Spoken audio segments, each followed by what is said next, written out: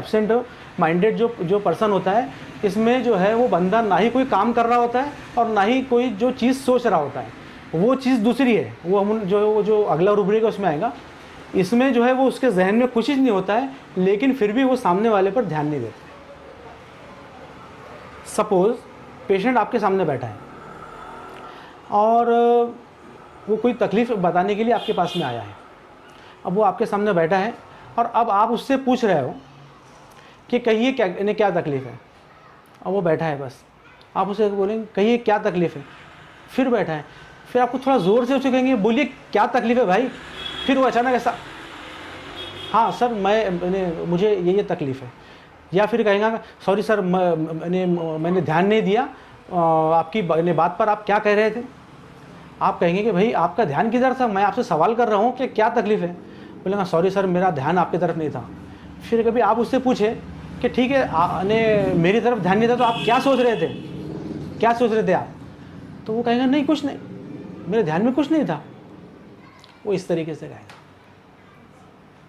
तो ये absent minded. A person when asked any question does not respond at first call, looks as if thinking something else, but when asked he has no other thought which remain a fact. Generally he is observed to behave like this at home also. हर जगह पर इसका मामला जो है वो ऐसे रहेगा। यानी कि ये लोग ऐसे होते हैं कि जो वर्ल्ड जो एक्चुअल जो उनके आसपास चल रहा है उस पर इनका कोई ध्यान नहीं होता, और ये जो है कोई चीज़ सोच भी नहीं रहे होते हैं। मिसाल के तौर पे आप देखोगे बहुत सारे लोग क्या होते हैं कि चश्मा जो है वो सर पे उनका लगा होता है, वो चश्मा ढूंढ रहे होते हैं। बहुत सारे लोग करते हैं ना ऐसा, और परेशान हो जाते हैं।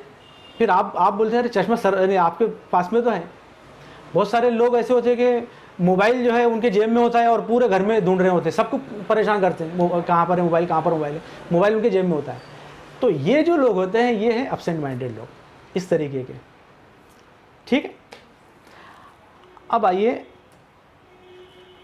जो नेक्स्ट रूब्रिक है वो है एब्जॉर्ब्ड।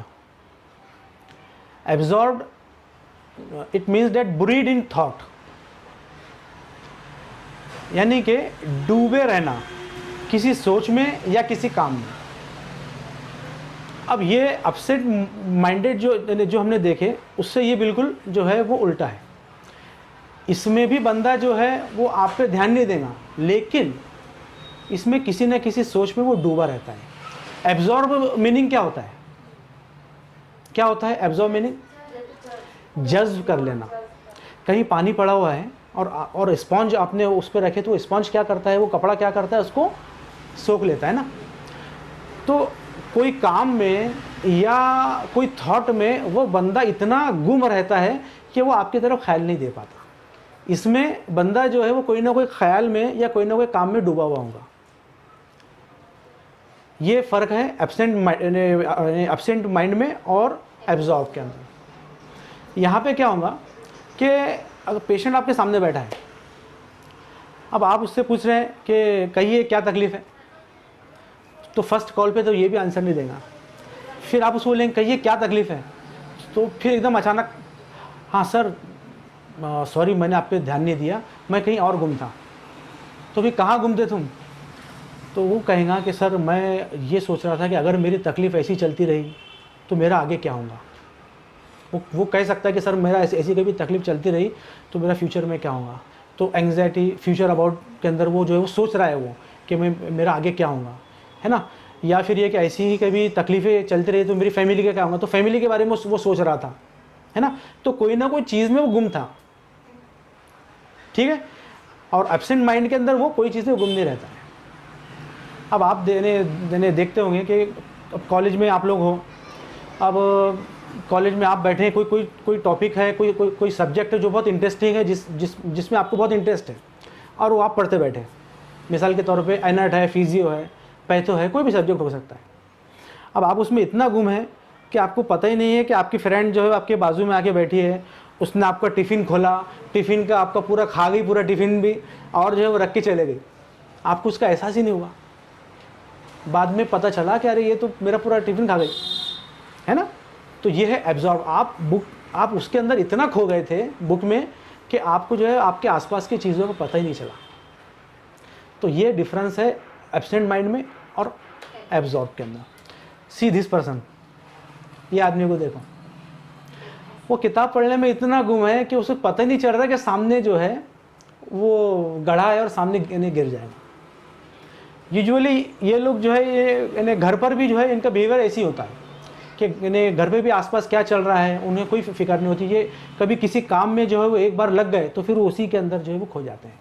आपने देखे होंगे बहुत सारे बच्चे मोबाइल के अंदर जो है वो जब एक बार जो लग गए तो उन्हें खाने की भी फिक्र नहीं होती कि क्या कर रहे हैं क्या नहीं कर रहे। जो थर्ड जो रूब्रिक है, नेक्स्ट रूब्रिक, यह है abstraction of mind. C abstraction of mind. Here the person is totally out of reality, separated from the rest of the world. यानी कि यहाँ पर वो रियल जो चीज़ है, जो आसपास की जो चीज़ें उनसे टोटली जो है वो absent हो जाता है। यहाँ पे बंदा जो है उसे वो इमेजिनरी वर्ल्ड के अंदर ज़्यादा रहेगा। मिसाल के तौर पे किसी भी चीज़ को सोचते सोचते मन किसी और चीज़ को सोचने लगता है।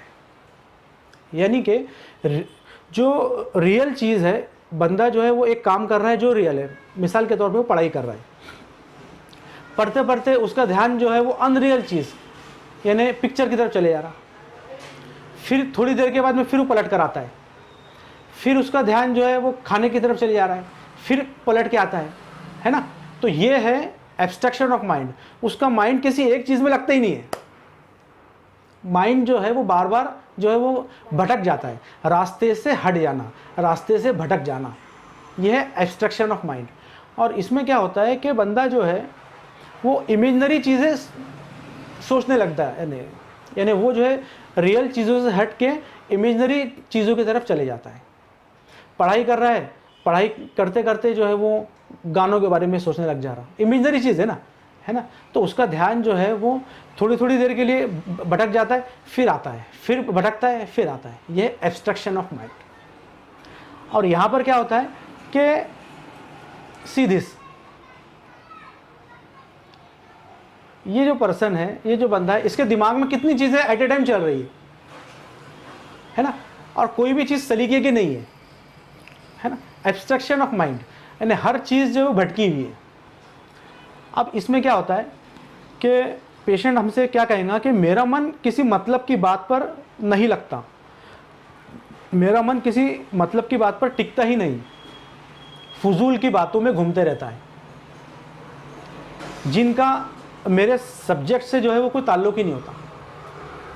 यानी कि जो काम वो कर रहा है उससे उसका कोई ताल्लुक़ नहीं है, इमेजिनरी वर्ल्ड के अंदर जो है वो बंदा होता है। यह है एब्स्ट्रैक्शन ऑफ माइंड। पेशेंट आपसे जो है वो कई बार कहेगा कि सर मुझे इसकी दवा दीजिए, मेरा ध्यान जो है वो कोई एक चीज़ में लगता ही नहीं है।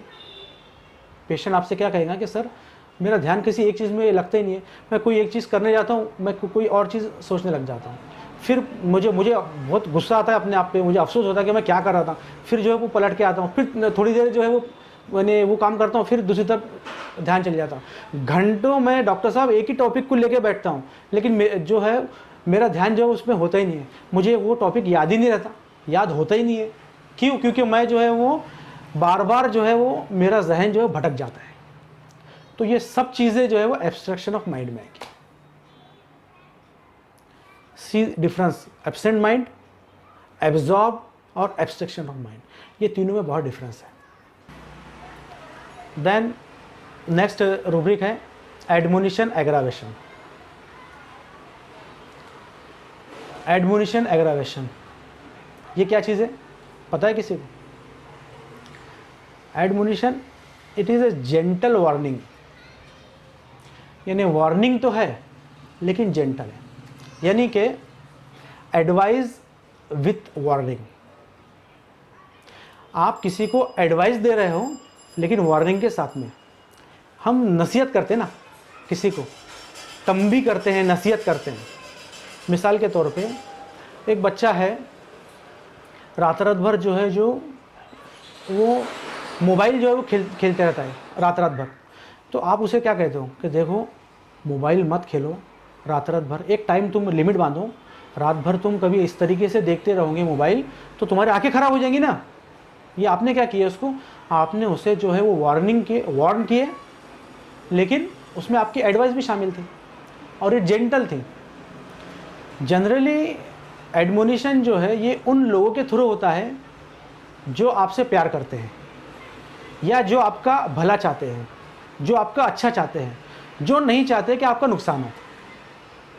मिसाल के तौर पे पेरेंट्स है, टीचर्स है, आपके घर के बड़े हैं, वो नहीं चाहते कि आपका नुकसान हो, इसीलिए वो आपको जो है वो वार्न करते हैं। लेकिन उनकी जो वार्निंग होती है उसके अंदर भी मिठास होती है, उसके अंदर भी जो है वो आपके लिए भलाई छुपी होती है।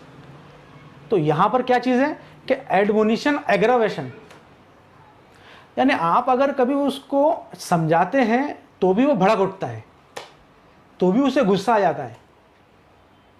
माँ कहेंगी आपके पास आके कि डॉक्टर साहब इसको समझाइए, मैं इसको कोई काम के लिए समझाती हूँ तो ये गुस्सा हो जाता है।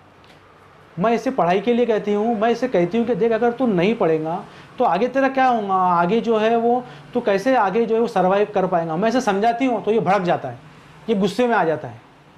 तो ये चीज़ होती है एडमोनिशन एग्रावेशन की। ठीक है।